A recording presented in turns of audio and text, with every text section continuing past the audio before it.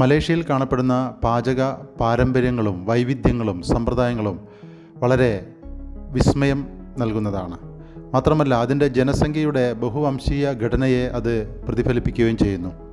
മലേഷ്യയിലെ ജനസംഖ്യയുടെ ബഹുഭൂരിപക്ഷത്തെയും 3 പ്രധാന വംശീയ വിഭാഗങ്ങളായി വിഭജിക്കാം.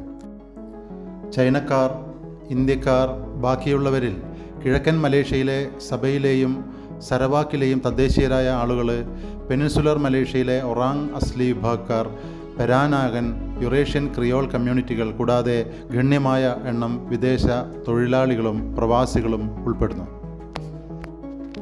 ചരിത്രപരമായ കുടിയേറ്റങ്ങൾ, വിദേശ ശക്തികളുടെ കോളനി വൽക്കരണം, അതിൻ്റെ വിശാലമായ പ്രദേശത്തിനുള്ളിലെ ഭൂമിശാസ്ത്രപരമായ സ്ഥാനം എന്നിവയുടെ ഫലമായി ഇന്നത്തെ മലേഷ്യയുടെ പാചക രീതി പ്രാഥമികമായി അതിൻ്റെ Malay, Chinese, Indian, Indonesian, Filipino, തദ്ദേശീയമായ ബോർണിയൻ എന്നിവയിൽ നിന്നുള്ള പാരമ്പര്യങ്ങളുടെ ഒരു കൂട്ടായ്മയാണ്.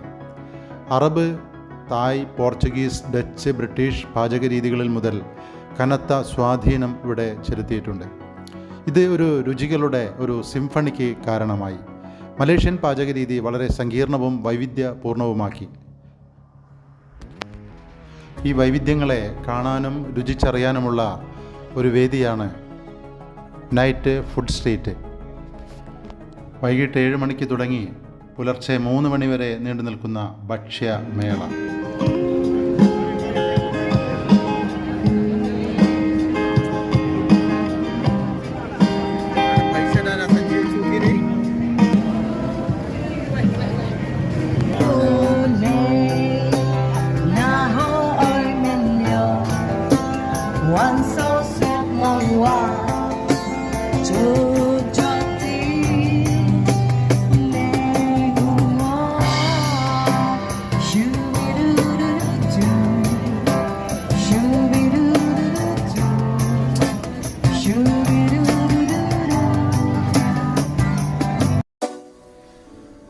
വൈവിധ്യം പോലെ തന്നെ വൃത്തിയുടെ കാര്യത്തിലും വളരെ നിഷ്ഠ പുലർത്തുന്ന ഈ ഒരു തെരുവ് നമ്മളെ അത്ഭുതപ്പെടുത്തും. വിനോദസഞ്ചാരികളുടെ ഒരു കുത്തൊഴുക്ക് തന്നെയാണ് രാത്രി ഈ പ്രദേശത്തേക്ക്. ഈ രുചി വൈവിധ്യങ്ങൾ തദ്ദേശീയരെയും വിദേശികളെയും ഒരേപോലെ ആകർഷിക്കുന്നവയാണ്. 15-ാം നൂറ്റാണ്ടിൽ ഇപ്പോൾ മലേഷ്യ എന്നറിയപ്പെടുന്ന പ്രദേശം സമുദ്ര വ്യാപാരത്തിൻ്റെ ഒരു പ്രധാന പാതയായി മാറി. മലേഷ്യയിലൂടെ കടന്നു പോകുന്നത് മധ്യപൂർവ്വ ദേശത്ത് നിന്ന് സുഗന്ധ വ്യഞ്ജനങ്ങൾ കൊണ്ടുവന്ന അറബ് വ്യാപാരികളും പോർച്ചുഗീസ്, ഡച്ച്, ഇംഗ്ലീഷ് കോളനി വാസികളും നിലക്കടല, പൈനാപ്പിൾ, അവക്കാഡോ, തക്കാളി, മത്തങ്ങ തുടങ്ങിയ ഭക്ഷണ സാധനങ്ങൾ കൊണ്ടുവരുന്ന വ്യാപാരികളും ആയിരുന്നു. 19-ാം നൂറ്റാണ്ടിൽ ബ്രിട്ടീഷ് കൊളോണിയൽ ഭരണകാലത്ത് മലേഷ്യൻ പാചകരീതിയിലെ രുചി വൈവിധ്യത്തിന് കാരണമായ നിരവധി ഇന്ത്യക്കാരും ചൈനക്കാരുമായ തൊഴിലാളികളെ മലേഷ്യയിലേക്ക് കൊണ്ടുവന്നു.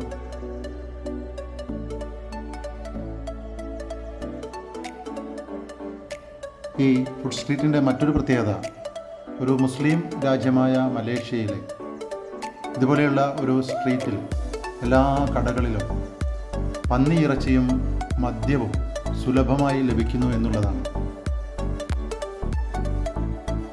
മലേഷ്യയിലെ വരുമാനത്തിൻ്റെ ഭൂരിഭാഗവും വരുന്നത് ടൂറിസത്തിൽ നിന്നാണ്. അതുകൊണ്ട് തന്നെ ഏതൊരു രാജ്യത്തിൻ്റെയും ടൂറിസ്റ്റുകൾക്ക് അവരുടെ രുചി വൈവിധ്യത്തിന് അനുസൃതമായ രീതിയിലുള്ള എല്ലാ സംവിധാനങ്ങളും ഇവിടെ ഒരുക്കിയിട്ടുണ്ട്. മലയാളിയുടെ പൊറോട്ട, ബീഫ്, ചിക്കൻ, ചോറ്, ചപ്പാത്തി, ഈ 4 ചുവരുകൾക്ക് പുറത്ത് വളരെ വിശാലമായ ഒരു ഭക്ഷ്യ സംസ്കാരത്തിൻ്റെ ലോകമുണ്ട് എന്ന് നമുക്ക് വെളിപ്പെടുത്തി തരുന്ന ഒരു പ്രദേശമാണ് മലേഷ്യയിലെ ഈ ഫുഡ് സ്ട്രീറ്റ്.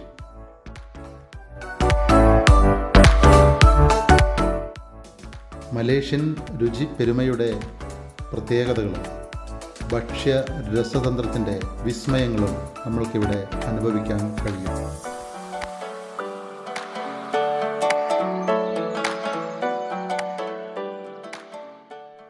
ഐസ്ക്രീമിലെ വിവിധ ഇനങ്ങൾ, ഫ്രൂട്ട്സിൻ്റെ വൈവിധ്യമാർന്ന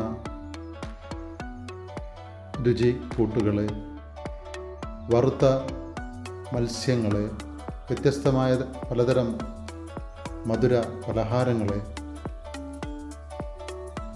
വെജിറ്റബിൾ ഉപയോഗിച്ചുള്ള പലതരത്തിലുള്ള ഇനങ്ങൾ, സലാഡുകൾ, തവള, നീരാളി മുതലായ വ്യത്യസ്ത ഇനം ഫുഡ് ഐറ്റംസുകൾ, ഫ്രൂട്ട്സിൻ്റെ പലതരത്തിലുള്ള ജ്യൂസ് ഐറ്റംസുകൾ എല്ലാം കൊണ്ടും ഈയൊരു തെരുവ് അത്ഭുതങ്ങളുടെ ഒരു കലവറ തന്നെയാണ്.